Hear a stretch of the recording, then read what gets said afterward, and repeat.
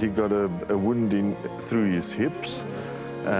So what we are doing now is we're trying to locate the bullet by using ultrasound and x-rays so that we can remove it, obviously to help the animal to get it out, and then also to use it in the legal cases that will come from there. Can you guide us through the whole process of what you guys are doing here? Right, first of all, when the rhino came into us just after the mother was shot, we had to make sure that we stopped the infection. Now that he's at that point, we are trying to, with the use of ultrasound and the use of x-rays, to locate and pinpoint exactly where the bullet is before we go in surgically. Okay.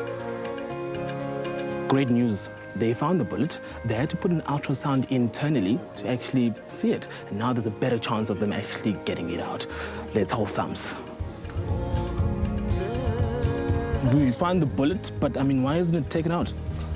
Well, the place where the bullet is sitting, it's not really doing any damage at all. Yeah. And the body has started to encapsulate it to make a little house for the bullet. And it's not any dangerous, but it's very deep in. So it'll mean that we'll have to do a lot of trauma to the animal to get the bullet out. Whereas if we just leave it there, it's not going to be bad to the animal at all. But for the time being, he's safe, he's fine? He's safe, he's fine. We're checking his infection. He's got no more infection, so he's doing well. Wow. Kungivisa buhlungu hectic 9-9ers kuwathi kuthi kunebantu labafuna kulimata tilwane letihle so and angeke uthembe konke kuyamoshakala because babulalela for in the lay one. 9-9 hectic. 9-9 hectic.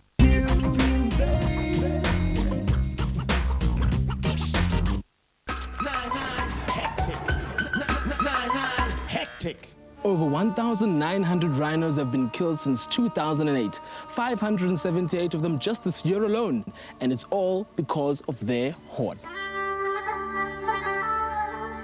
Kuliwa ke rhino poaching beseloqhubeka for the past 5 years, and kukhuluma iqiniso ngathi ngilama poacher la winako, but ngathi sengathi konke sekutotshentsha. A team in the Sabi Sands has come up with an awesome idea, putting poison into the horns of their rhinos. What you're actually seeing is us doing a horn infusion, which is an anti-poaching technique to try and keep animals alive, but to allow them to keep their horns, which is something that dehorning doesn't allow you to do. And that's what Rhino Rescue Project wanted to do. We wanted to allow these animals to keep their horns, but to make them unattractive targets to poachers. We've lost more than 500 rhinos this year already to poaching alone. So what we do is we infuse the horn with an ectoparasiticide, which is effectively a poison. It's a toxin that is toxic to humans if they were to ingest it, consume it, handle it, or inhale it. But it was chosen because it's 100% safe for animals. So this animal is in no way affected by us infusing this toxin into its horns. Along with the poison, we infuse an indelible dye. Indelible means indestructible. It's the same kind of dye that they use in the cash and transit industry to stain stolen banknotes. And you can't remove it from this horn in any way. You can't bleach it, burn it, chemically remove it.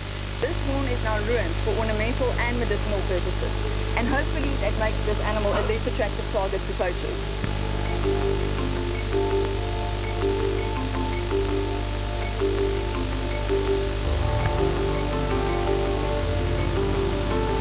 Rhinos with pink horns? Who would have ever thought of it? But if it means it saves them, then I'm up for it. If it means that in the future that no more baby rhinos will be orphaned, then we all would have made a difference. But today, it's up to the people like us. Hectic 9-9ers, we can all make a difference. Join the anti-poaching campaign. Together, we can make that difference. Let's stop rhino poaching. 9-9 hectic. 9-9 hectic.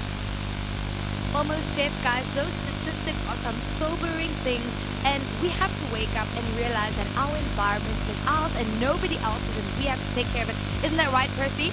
High five, low five, hip five. Woohoo! Back to studio. Couple of questions for our guests, How can people contribute to helping when it comes to conserving our environment? Calvin, let's start with you. You spoke about the reduce, reuse before recycling. Yes, definitely. Yeah.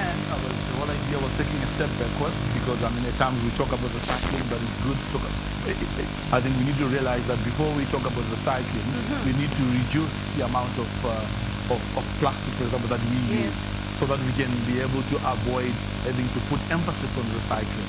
So if we reduce the amount that we use, and then, or secondly, we can reuse. You know, you get plastic bottles, rather than just throwing them away, you use them before you get a place where you can recycle them. So at least the process becomes one of, you know, reduce, reuse, and then recycle. Yeah, well, there you guys have it. Reduce, reuse, and recycle. I learned so much on the show today. Thank you to you guys at home for joining in on the fun right here on Hectic 99.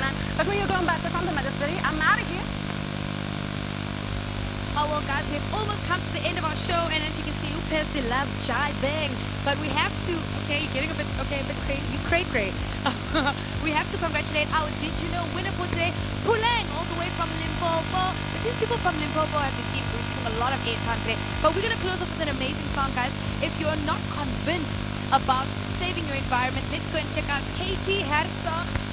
Thank you so much to our guest with the song called Last Advice.